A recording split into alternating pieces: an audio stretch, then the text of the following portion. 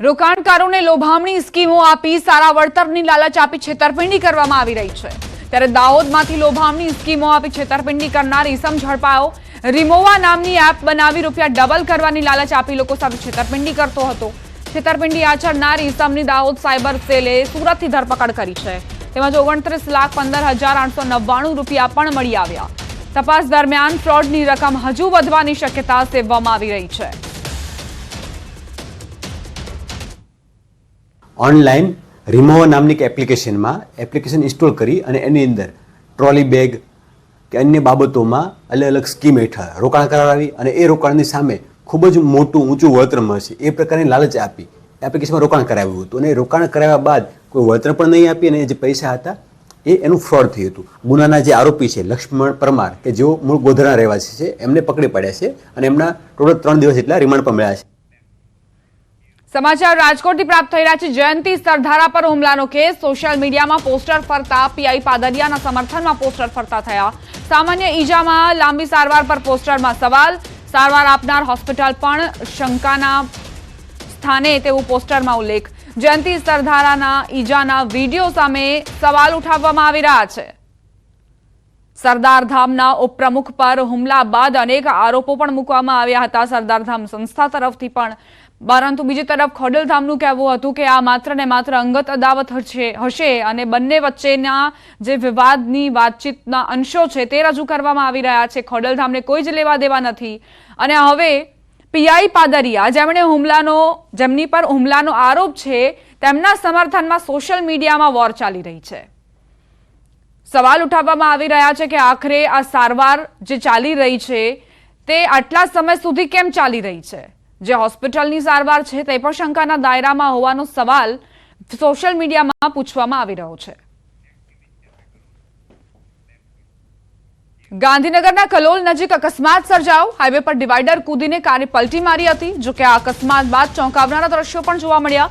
કારમાંથી ગૌમાંસ અને હથિયાર મળ્યાનો સ્થાનિકોએ દાવો કર્યો છે। વીએચપીના કાર્યકરો તેમજ પોલીસ ઘટના સ્થળે પહોંચ્યા। અકસ્માતના પગલે ટ્રાફિક જામ સર્જાયો હતો।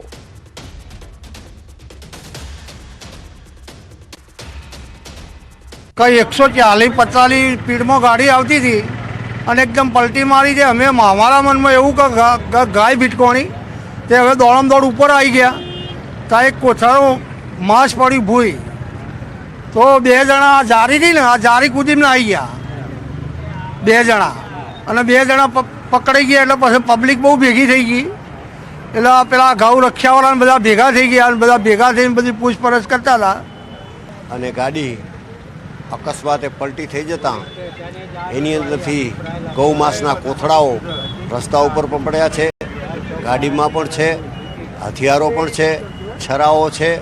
એટલે કસાઈઓ નિરંતર કલોલની અંદર 3-4 ગાડીઓ ફરતી હોય છે। વડોદરાથી સમાચાર તપન પરમાર હત્યા કેસ પોલીસે વધુ એક આરોપીની ધરપકડ કરી છે। આસિફ ખાન કરીમ ખાન પઠાણની ધરપકડ કરાઈ। બાબર પઠાણ સહિત 9 આરોપી હાલ જેલમાં છે। અત્યાર સુધી કુલ 10 આરોપીની ધરપકડ કરવામાં આવી છે। તપન પરમાર હત્યા કેસને લઈને પોલીસનો ધરપકડનો દોર વધુ એક આરોપીની ધરપકડ કરવામાં આવી છે। ભાજપ નેતાના પુત્રની સરેઆમ હત્યા કરવામાં આવી હતી તેમજ ધરપકડનો દોર યથાવત છે। આસિફ ખાન કરીમ ખાન પઠાણની ધરપકડ કરાઈ છે। બાબર પઠાણ સહિત 9 આરોપી હાલ જેલમાં છે।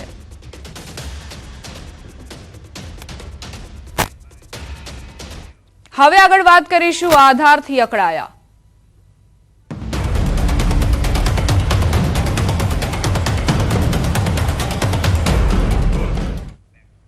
સમાચાર મોરબીથી જ્યાં ઈ કેવાયસી માટે કતારોમાં લાગ્યા છે અરજદારો। વહેલી સવારે મોરબી જિલ્લા કલેક્ટર દોડતા થયા। જિલ્લા કલેક્ટર કેબી ઝવેરીએ ગ્રામ્ય મામલતદાર કચેરીએ પહોંચીને આધાર કાર્ડ સેન્ટર બહાર ઉભેલા અરજદારોની સમસ્યાઓ સાંભળી। આધાર કાર્ડ કેવાયસીની ધીમી કામગીરી અંગે અધિકારીઓને જરૂરી સૂચનાઓ અપાઈ। સાથે કેવાયસી સેન્ટરની આસપાસની ગંદકીને લઈ સફાઈના પણ આદેશ અપાયા।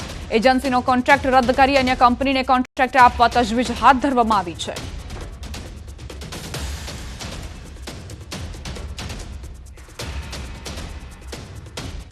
મોરબી બાદ વાત હવે રાજકોટની જ્યાં ઈ કેવાયસીની કામગીરી ઠપ થવા અંગે કુંવરજી બાવળિયાનું નિવેદન। તેમણે કહ્યું કે સર્વરમાં જે ખામી છે તે દૂર થશે। સોફ્ટવેરના પ્રશ્નો આવતા આવતા અઠવાડિયાથી નહીં રહે અને ઝડપથી કામ થશે। લગભગ એકાદ બે દિવસ પછી આ બધું જે આખું સોફ્ટવેર નવું નિર્માણ કરવા જઈ રહ્યા છે, જેથી કરીને અત્યારના જે સોફ્ટવેરને કારણે જે KYC ના પ્રશ્નો છે એ હું સમજુ છું ત્યાં સુધી આવતા વીકથી લગભગ નહીં રહે કે ગુજરાતમાં।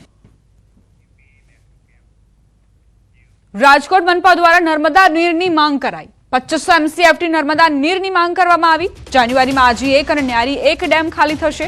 આજે 1 ડેમમાં 180 MCFT પાણી ઠાલવવા માંગ કરાઈ છે। ન્યારી ડેમમાં 700 MCFT પાણીનો જથ્થો ઠાલવવા માટે માંગ કરવામાં આવી છે। જાન્યુઆરી સુધી ચાલે તેટલું જ પાણી ઉપલબ્ધ છે આજી 1માં અને ન્યારી 1માં, અને એટલે જ રાજકોટ મનપાએ માંગ કરી છે કે નર્મદાનું પાણી ઠાલવવામાં આવે જેથી કોઈ પાણીની સમસ્યા ન સર્જાય।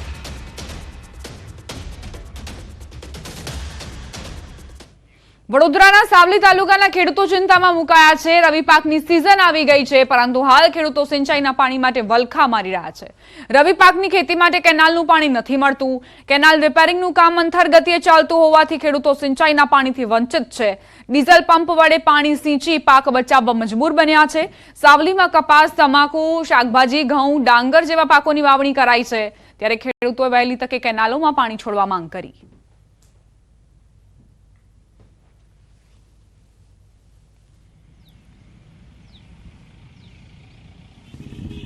અત્યારે રવિ પાકનો સિઝન આવી ગયો છે, એના માટે સરકારને અમને વિનંતી છે, કેનાલની અંદર પાણી છે નહીં ને વહેલી તકે અમને પાણી આપી દે તો બહુ સારું છે।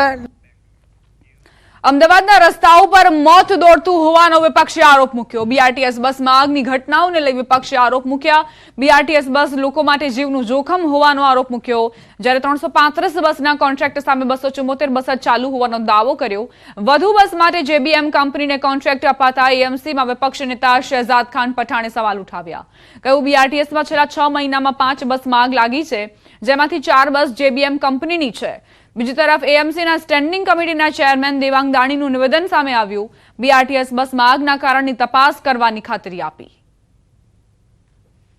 5 बसेस में BRTS की आगजनी के हादसे हुए हैं, जिसमें 4 बसेस JBM कंपनी नामक कंपनी की थी, लेकिन अहमदाबाद म्युनिसिपल कॉरपोरेशन यहां पर विपरीत कार्य करता है। ऐसी कंपनियों को जिनकी बसेस में आग लगती है उन्हें ब्लैकलिस्ट करना चाहिए, लेकिन उल्टा अहमदाबाद म्युनिसिपल कॉरपोरेशन उसी JBM कंपनी को और 260 बस खरीदने के लिए कॉन्ट्रैक्ट देता है। આ જે બસ છે, આવી બસો એની તપાસ કરવામાં આવશે। કયા કારણથી આગ લાગી છે ઇલેક્ટ્રિક બસની અંદર એની ચોક્કસ નિશ્ચિત તપાસ થવી જોઈએ। થોડા સમય પહેલાં મહિનાઓ અગાઉ આવી ઘટના બની હતી, પણ આ ઘટનાઓ રિપીટ ન થાય પરિણામે આપણે વાત કરીએ કે આ કંપની પાસેથી જે પણ બસો જે આપણે ખરીદેલી છે એ તમામ બસોની આપણે વાત કરીએ કે એક તપાસ કરવામાં આવશે। વડોદરા કોર્પોરેશનની સામાન્ય સભામાં હોબાળો। ભાજપના જ કોર્પોરેટરે આક્રોશ વ્યક્ત કર્યો। VMCના અધિકારીઓ કામ ન કરતા હોવાના ભાજપના કોર્પોરેટર નિલેશ રાઠોડે આરોપ મૂક્યા। તેમણે કહ્યું કે હવે હદ થઈ, સહન શક્તિ ખૂટી છે। તમે કામ ન કરો અને લોકોની ગાળો અમારે ખાવાની। આરોગ્ય અમલદાર દેવેશ પટેલથી મોટાભાગના કોર્પોરેટર નારાજ છે। તરસાલી, અકોટા, બહુચરાજી, નિઝામપુરાની બદતર હાલતને લઈ રોષ વ્યક્ત કર્યો। આરોગ્ય અમલદાર દેવેશ પટેલ કોર્પોરેટરોને યોગ્ય જવાબ ન આપતા હોવાના આરોપ મૂક્યા। ભાજપ કોર્પોરેટર ઘનશ્યામ પટેલે કહ્યું કે દેવેશ પટેલને AC ઓફિસમાંથી બહાર કાઢો।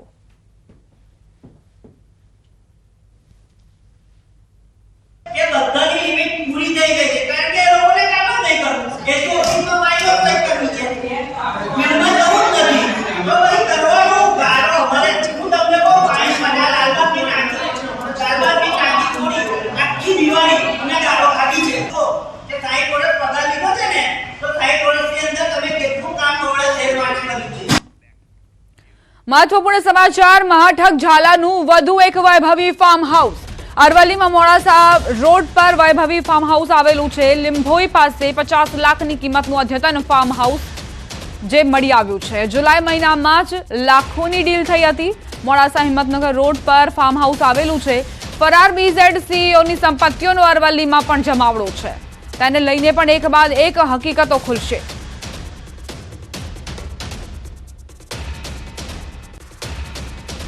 ગુજરાતમાં 6,000 કરોડની પોન્જી સ્કીમ સામે આવ્યા બાદ બીજેડના જે સીઈઓ છે તેઓ ફરાર છે. આ સંજોગોમાં તેમને જે 6,000 કરોડ જે રોકાણ છે ક્યાં કર્યું છે તે સામે આવ્યું નથી. ત્યારે ન્યૂઝ 18 ગુજરાતીની ટીમ અહીં પહોંચી છે. જે ફાર્મ હાઉસ આપ જોઈ શકો છો કે મોડાસા હિંમતનગર હાઈવે ઉપર આ ફાર્મ હાઉસ આવેલું છે. લીંબોઈ ગામ પાસે આવેલું છે આ ફાર્મ હાઉસ. વૈભવી ફાર્મ હાઉસ છે જેની ડીલ ગત જે જુલાઈ મહિનામાં જ કરવામાં આવી છે. લગભગ 50 લાખ ઉપરાંત જે રકમ છે અહીં આપવામાં આવી છે તેવી માહિતી પ્રાથમિક માહિતી મળી છે. આપ દ્રશ્યો બતાવીશ કે વૈભવી ઠાઠ માટ સાથેનું જે ફાર્મ હાઉસ છે એ જોઈ શકાય છે. અદ્યતન ફાર્મ હાઉસ છે અને જે પ્રકારે હાઈવેને ટચ આવેલું છે. મોજ શોખ માટેનું જે આ કેન્દ્ર સ્થાન 2 જિલ્લાઓ વચ્ચે અરવલ્લી સાબરકાંઠા વચ્ચે આ જગ્યા છે. આ સંજોગોમાં કહી શકાય કે ઇન્વેસ્ટરોના પૈસા ક્યાં ગયા તે CID ક્રાઇમ તપાસ કરી છે. આ સંજોગોમાં ન્યૂઝ 18 ગુજરાતીની ટીમ અહીં પહોંચી છે. પોલીસ ટીમ હજી સુધી પહોંચી નથી. આ સંજોગોમાં તપાસનો વિષય એ પણ છે કે આ દસ્તાવેજો કરવામાં આવ્યા, નાણાં ક્યાંથી આવ્યા, ઇન્વેસ્ટરોના નાણાં છે, શું સંજોગો ઊભા થયા છે એ તપાસનો આ વિષય છે. તેવા સંજોગોમાં આ પ્રકારના જે કારસ્તાન છે તે હવે ધીમે ધીમે સામે આવી રહ્યા છે. હાર્દિક પટેલ, ન્યૂઝ 18 ગુજરાતી, અરવલ્લી.